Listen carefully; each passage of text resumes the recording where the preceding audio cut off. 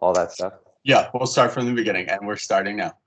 Okay, hey everybody, thanks for watching. I'm really excited to have Dr. William Wu on. We connected through Dr. Scott Lynn, who a lot of people have seen the videos that I did with him. Tell me, what is your focus when it comes to golf, and a little bit about your background? Yeah, so my background, so my undergraduate degree is from UCLA in psychobiology. And while I was there, I had the pleasure of being the advisee to Dr. Richard Schmidt, who's one of the forefathers of motor control. And then I went later and finished my PhD, or after UCLA, I finished my PhD with Dr. Richard McGill in motor control and learning. Actually, during my PhD, I had the opportunity to do sports science work for USA Track and Field.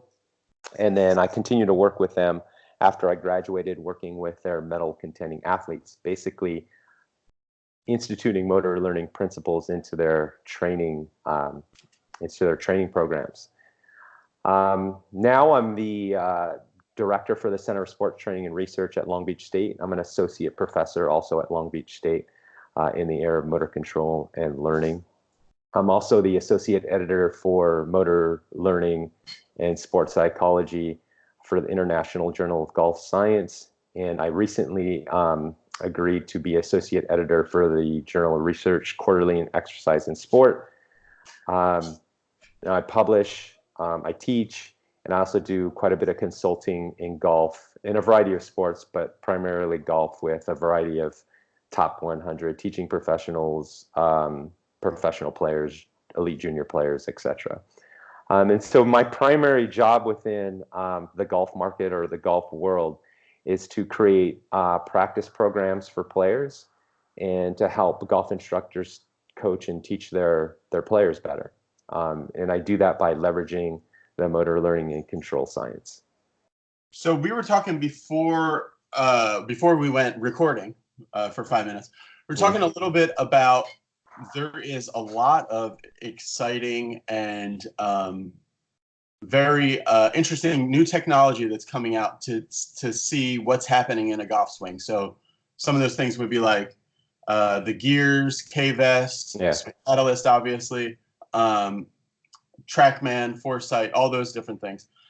Seeing what's happening with the ball, what's happening with our body. One of the things that's always come up in the channel has been this notion of, okay, that's what's happening, and some of that is good, some of it's bad, but like, what do I do, and how do I actually do it? So how do you think we can leverage this technology to actually get better? And you had this great analogy talking about the pieces of the golf swing. So we have, like, you're right, in golf performance or golf instruction, well, maybe not so much instruction, but in golf right now, we have this kind of revolution of technology, right? Whether it be motion, whether it be ground reaction forces, whether it be monitoring the ball, what the ball is doing. And I think thus far people have confused the technology with instruction. And the analogy that I gave you was it's the interaction of, or it's how we would view ingredients to a recipe. And so if we're making a dessert, and I explained to you, my son just got done with a competitive round. If he doesn't 3-putt in a competitive round, I have to make him an organic strawberry pie. So if we take that example, let's say I'm making him the strawberry pie, I get all the best ingredients. Does that guarantee me that the strawberry pie is going to taste good?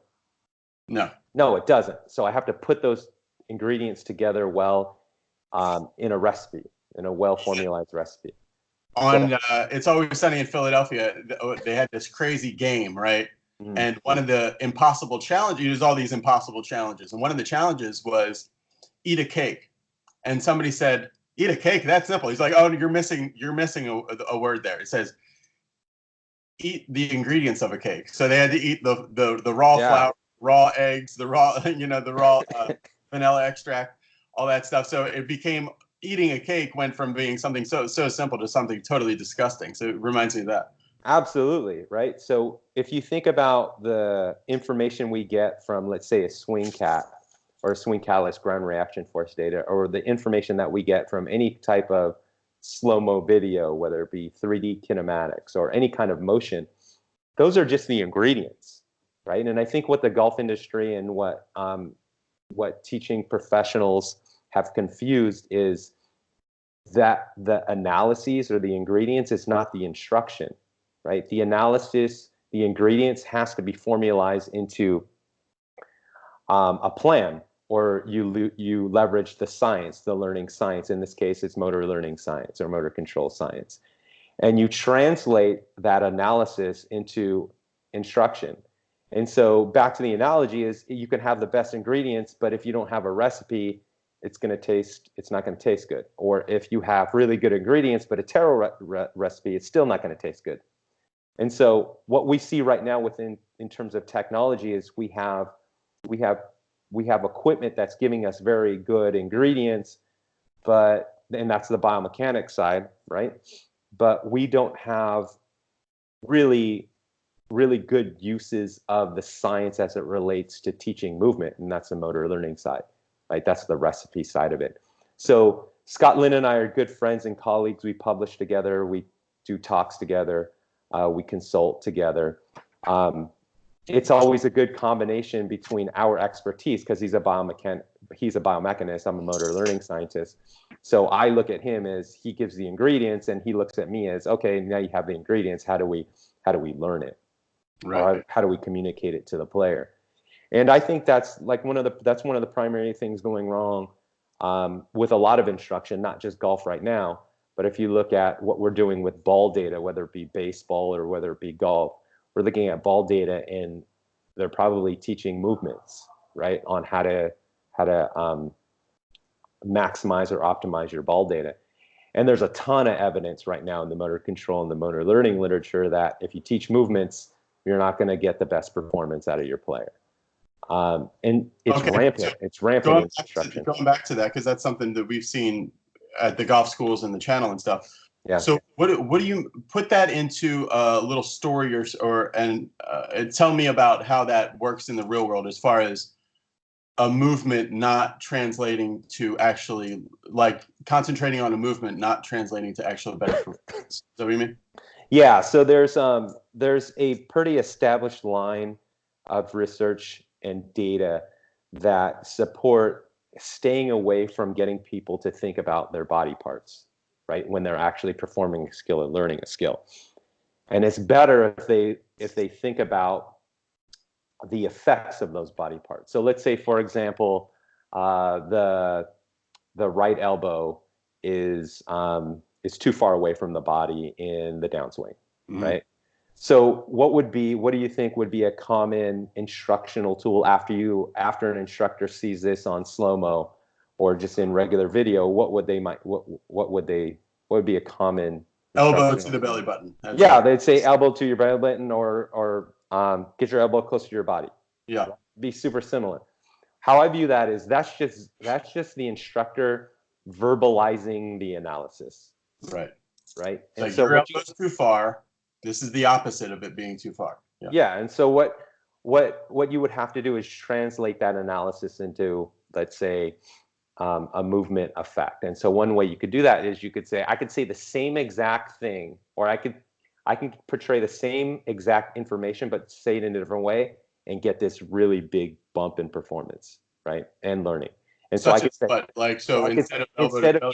instead of saying get your elbow to the belly button or get your elbow close to your body, I get you say, look at that space between your elbow and your body, right?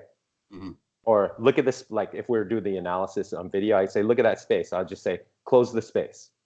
I could say something as simple as that. What other people use is like a feel concept. They'll put like a towel there or something, like just put the towel and then just pinch the towel, right? So that type of verbal instruction gives no reference to the body parts, but it accomplishes the same goal, right? Or it could be something about, I don't really care about, we may go a different direction. Let's say the right elbow being away from the body creates a left path, right? Another approach I can do is say, all right, we're not even going to talk about that positioning, right, of the elbow or anything. I just want you to create inside to out path. Yeah, swing to first base. Exactly. Swing to first base or something like that, right? So there's those subtle differences where people might say, well, man, you just changed the words around. How big of a difference can that make? Well, I can show you in the data, right? It makes huge differences in force production, in movement economy, in kinematics of the motion, in accuracy of the outcome.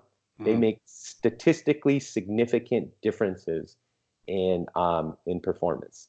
And so it's just subtle things like that, right? That's just communicating, like leveraging the science to communicate the analysis better. But this is the kicker, though. This is the kicker, Brendan, is that the science is sound, but there's an art. There's an art to it. And so I found this out early in my consulting experience with USA Track and Field. I had two Olympic medal winning athletes, right? And my goal was to help the sprint biomechanists get their foot closer to the ground in the acceleration phase. And so most people or most coaches or most biomechanists would just say, oh, just get your foot closer to the ground, right? So the coach, the running coach, which would be kind of like a golf swing coach, Yeah. could see in the slow-mo that off the block they were getting the feet were too high off the ground. Is that right? Yeah. And so the sprint biomechanists with the coaches had been working years and years to improve this, but they couldn't, because what were they saying? They were saying, get your foot closer to the ground. Right. That's like a golf swing fault. Like some people have said, man, I've been early extending for the last 10 years. Nothing I do fixes it. Yeah. And usually if you ask them what they're thinking about their movements. Yeah. And so the sprint biomechanist comes to me and says, hey, Will, we need some motor learning applications for this particular fault in the acceleration phase. So I go out there, and it's our two Olympic medalists from, I think, like at least 2 or 3 Olympics ago. And the first one comes in, and I say, all right, I give them a cue that doesn't refer to their body parts, and it doesn't work, right? I give them another one that doesn't work. And I go, I know the science is sound. So I say to the sprinter, I say, your goal is to get your foot lower to the ground in the acceleration, but I don't want you to think about your ground. I don't want you to think about your foot. You come up with something on your own. So you could see her. She's thinking about it for a little bit, and she goes, okay, I think I got it. We give it a try. She does a rep, and she gets faster, and her kinematics are better, right? And that's not common. Usually kinematics get better, but they don't get faster, right? But she gets a bump in both kinematics or motion, and she gets a bump in outcome, which means she's running faster. So I go, great, what did you do, or what did you think? And she said, oh, I thought of baby steps. I was like, all right, baby steps. So then the next sprinter comes in, and I go, we got it, baby steps. It doesn't work, right? Yeah. And so I say, oh man, it doesn't work. This is kind of being a pain here. So I say to him the same thing. You need to think about something to get your foot closer to the ground, but you can't be thinking about your foot, right? So he thinks about it, runs a rep, gets faster, motion gets better. And I say, well, what did you use? He said, quick steps, right? And so that taught me at a very early time that the words that we use, although the information is the same, how we structure those words is very, very can be very individualized to the athlete. Mm-hmm. And so that was a really good example of how the science is very sound, but there's an art component in how we're structuring those words, right? In both those examples, they use in this literature, it's called an external focus of attention, but they use different wording to adopt for the external focus of attention, right? But the external focus of attention still got their motion better and got their speed better. And so, so when I mean that giving instructions is kind of a pain in the butt, it's a pain in the butt because you not only have to know the science, but you have to also, there's an art component to it if you're an instructor. As an instructor, you have to say, I know what the science says and what it wants me to do, but I know that each athlete that's coming in or each player that's coming in, to get them to do the same thing, I might have to communicate to them slightly differently, right? And so it creates a little bit more demand than just saying, get your elbow closer to your body. Yeah. Right? That's super easy.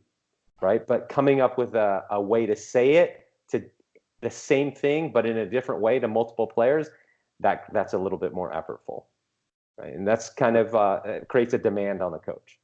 And then that's, I guess, would be really where the technology could then start to be very powerful, because a lot of these things are can seem so subjective to a player, and it's hard to track whether or not you're actually doing what you're trying to do. We so, have so in a golf sense, what would be like an example of how you could use technology to really track whether or not these verbal cues you're giving are making a difference?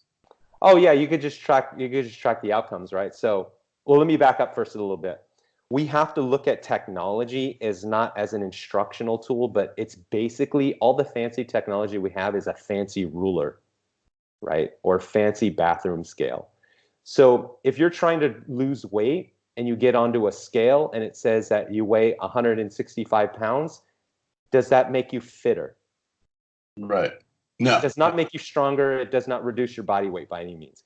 So for us to be able to say, all right, let's get on some type of equipment in golf, and then it's going to give us a result, that we can't expect that to make us a better golfer, because it's just measuring what we're already doing, right? It's not an intervention. It's not a program. So we have to look at the technology as a measurement system or a measurement tool. That's all it is. But it's very important, right? I'm not devaluing the utility of the measurement devices. It's very important to what you had mentioned before. So if I'm going to create an intervention, I need to know if it's changing, right? So if I'm working with Scott and we're working with a player, and that player needs more, they need more load in their lead foot, right? I can do a pre and post using that swing cat or using that force plate to measure my intervention for how I'm designing their practice program to be able to foster that, right? So it's kind of looking at technology in that sense. So technology is a good analysis tool and it's a good measurement tool. But if we're thinking that tool is going to be the learning and instructional tool, I think we're not going to be optimizing in that sense, right? So we really want to, what we want to do is we want to leverage, there's scientific body and scientific literature that already provides us what to do, right? It's the motor learning control literature. And that's basically what I do is I leverage the literature to design practice and training programs. I leverage the literature to help coaches improve their instruction and their coaching. And we use the measurement tools to measure whether that's happening or not.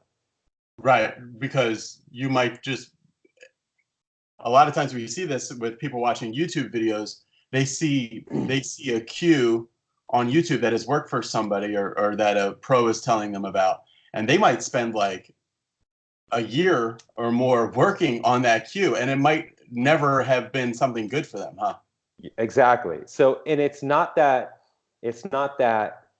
the tip or the biomechanical technique was improper. It's just that how it was communicated might not fit that particular person. Right. Hey, Right. Will, so this is something that I've heard just a few high-level golf science people talk about, but I think it fits into this discussion. What is the difference between kinematics and kinetics? Yeah, so kinetics is just it has to do with forces and weights, right? And kinematics is the motion. Okay. But motion is created by forces, or kinematics is created by kinetics. So anything that you're looking at in terms of video of your swing, Yeah. right? That's going to be motion. That's going to be kinematics. Right. What you get from a pressure mat or a swing catalyst, which is 3D motion, 3D force play, that's going to be kinetics. Now they're starting to measure. Okay. Yeah. Is kinetics the resultant? Is the result of the kinematics? Is that right, or is No, it's that the reverse. The kinematics are the results of the kinetics. okay? Yeah. So Forces of produce motion. those two, which one do we want to concentrate on to get better at golf? Uh, Both. Oh, okay. Okay. And Right. so you look at it like this. Like that question is, you always look at it as like tools in your toolbox, right? So if someone were to ask me, you're going to build a house, which do you want, a hammer or a saw? Right. I Right. want them, right? Yeah. And more. And that's how we should look at technology. It's not really about one is better than the other. It's a matter of having a number of tools to accomplish specific tasks. Sometimes you'll use some tools and sometimes you won't. Mhm. But it's just recognizing or having the ability to use all the tools and knowing when to use them. Scott, so talk. I keep saying Scott because we keep talking about Scott. Dr. Will, talk a little bit about because I think sometimes people undersell the monumental task that is making a swing change. Yeah. So for Be Better golfers are for the most part, I mean it's changing by the month, but for the most part is dedicated golfers that have really feel that they've plateaued, so they've now come to YouTube trying to find something, you know, to make a difference. What goes, like, from a science point of view, what goes into making a swing change in an adult? Okay, that's a pretty big question because usually we lump swing change into one thing, right? But if I'm working with a player and a coach and say we're working on a swing change, I look at it as from a motor control framework point of view. There's a swing change in which the fundamental motion changes, right? So it's an actually different swing. And then there's a swing change in which there's something minor, they need a minor change, but it's not changing the fundamental motion of the swing. And so those are two different things. One is going to take more time and one is going to take less time. What would be an example of a fundamental change? Like So if let's something say, is out of order or something yeah, like so anything like that's one of the things. So sequencing, right? Let's say you change around the sequencing that? of the swing. That's going to be a fundamental change, right? But let's say we just want your swing to be a little bit slower or a little bit faster. Uh-huh. I'm not changing the sequencing at all. That's not a fundamental change in the swing. That's just kind of modification of the swing. So it's going to kind of be based on what that is. And that question is actually very complex in how we determine what's a fundamental change in the swing and what's just a refinement of the existing swing. Right. What I mean by it's very complicated, we're talking about analyzing the sequence. That's probably the easiest thing to look at. But then you're also talking about analyzing things called what we call relative timing and relative force of the swing, which is kind of a lot more higher level motor learning control stuff. But those are just two different things. What I will say, though, is in terms of people improving their golf scores is different from improving their golf swings. And so I think a lot of the information that's coming out about how do you strategically play the golf course, where you spend your time practicing, right? When we're talking about the shots gained or strokes gained data, that could significantly better your score without you really having to greatly modify your golf swing. Yeah. So just chipping out here instead of going for the green, or just trying to aim for this part of the green instead of the other part of the green. Those things will greatly enhance your score. And I often think that we get a little bit too swing focused and not necessarily explore the other aspects of the game that will better your score. Now, if you're just saying I want a perfect looking swing, that's entirely different, right? Yeah. Or I want to strike the ball in the center of the club face every single time. That's entirely different from entirely different from scoring really well, because you can hit it on the center of the club face, but if the club face is open or closed, then you're going to hit it right or left, and it's going to have an effect on your score, right? So it's a little bit it's different. You have to define when people are improving or not. What do you mean by improvement? Is it an improvement in the swing or is it an improvement in the score? If it's an improvement in the score, there are other things that you can work on besides the swing to improve your score. Yeah. So let's get a little bit specific for the audience here.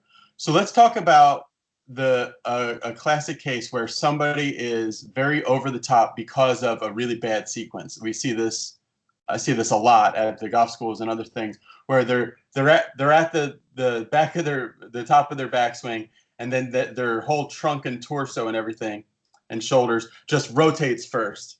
Yeah. And then, so what are some of the ways you found effective with like the mid-level handicapper to actually retrain their sequence and get it to stick? Well, so let me qualify my expertise before I answer that question. Yeah. I'm not a swing coach. Gotcha. I don't teach the golf swing. What I do is I get information from golf instructors to help players practice their golf swing better. Mm-hmm. Right? And so the environments that I'm always in it's very team oriented in that approach. So, for example, the coaches that I work with the players that I work with, the coaches will say, "Hey, Will, we need to get the player to do this. Can you design something around that?"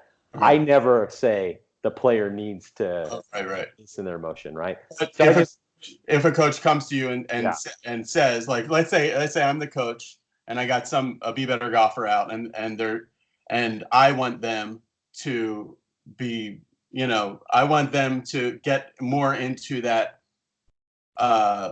lateral before they start rotating. What might be a thing? So one example would be a really good use of the ball flight technology or the technology associated or that's measuring path, club or tracking the club head path. Correct. So we could look at it and say it's a severe out to in, right? And we want to get it a little bit more into out. We can show them the motion. We can show them the value, and you can ask them a question initially and say, what do you think this looks like in the swing, and what's the opposite of it, right? And so not getting away from the whole body part, it's more, let's get the club to do this rather than this. And then you give them some opportunities to do that. And there are a lot of things, there are a lot of motor learning concepts encapsulated within that, right? There's the whole self-discovery thing. There's a whole task constraints thing associated with it. I'll put in practice variability things in it. So there's a bunch of motor learning control stuff.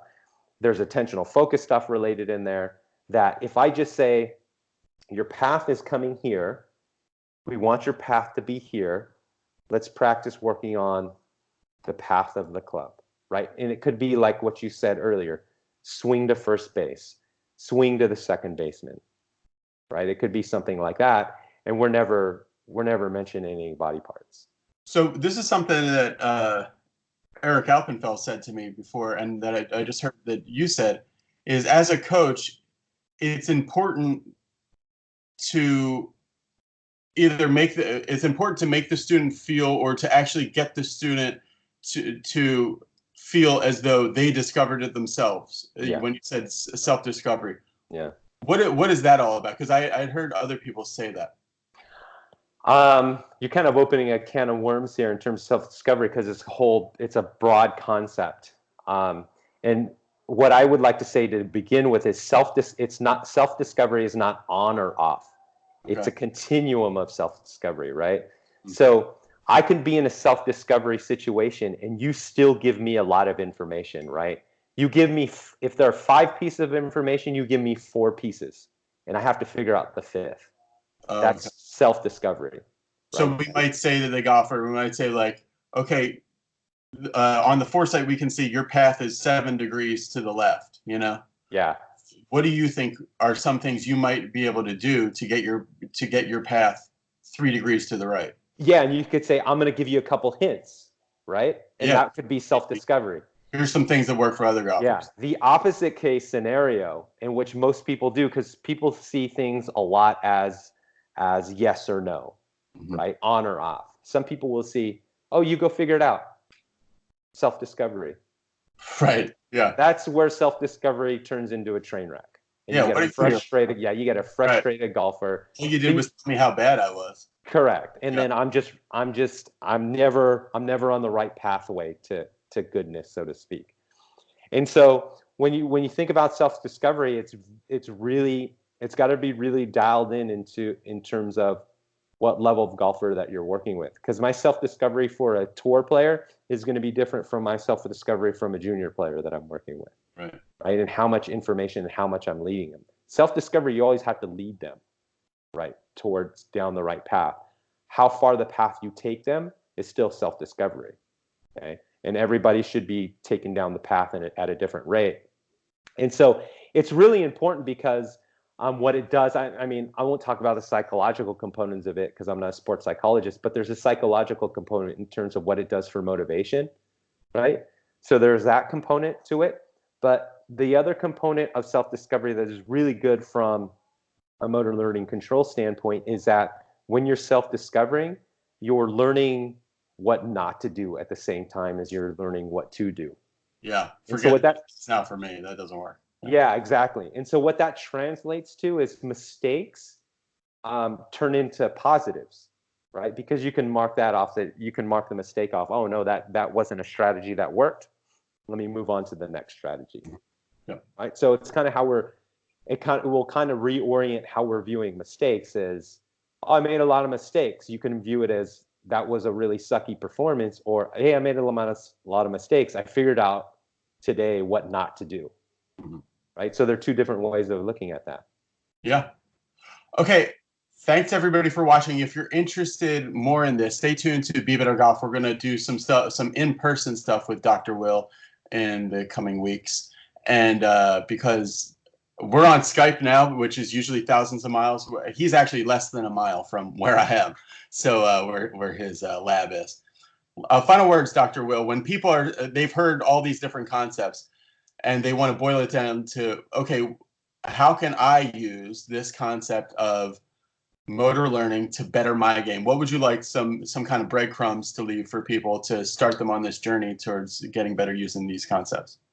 I would say continue to watch this programming because to say it in one or two sentences would not help you. But there will be some additional content coming out, and will lead you down a better path. Okay.